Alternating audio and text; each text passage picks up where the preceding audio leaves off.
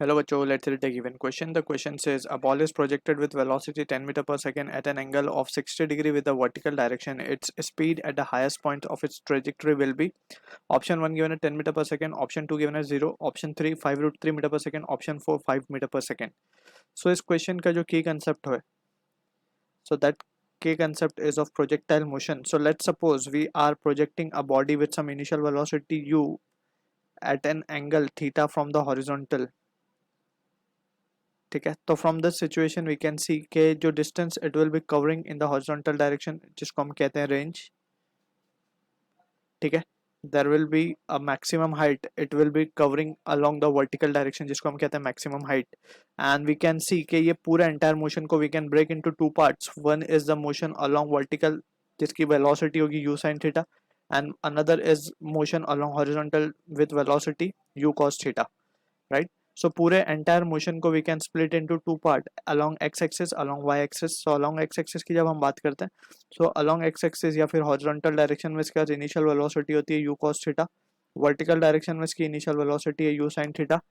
Also we can see since there is no force acting along the horizontal direction, so acceleration along horizontal will be 0 but acceleration along vertical will be minus of g. Since we can see कि acceleration due to gravity will be acting in the downward direction जो कि u sin theta के component को कम करती जाएगी. ठीक है, so as we move above and above, जब तक हम हाईएस्ट पॉइंट पे रीच नहीं कर जाते जब तक उसकी वर्टिकल वेलोसिटी का कंपोनेंट जो है वो कम होता रहेगा, लेकिन हॉरिजॉन्टल वेलोसिटी का कंपोनेंट सेम ही रहेगा, right, throughout the motion.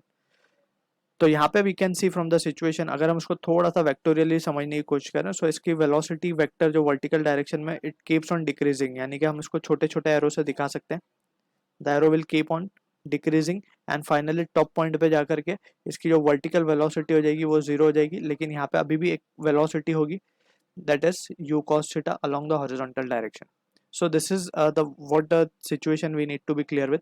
अब हमें इंस्टेंट क्वेश्चन में गिवन है थीटा हमें वर्टिकल से गिवन है, यानी कि हमें ये एंगल गिवन है and this has been given है 60 डिग्री.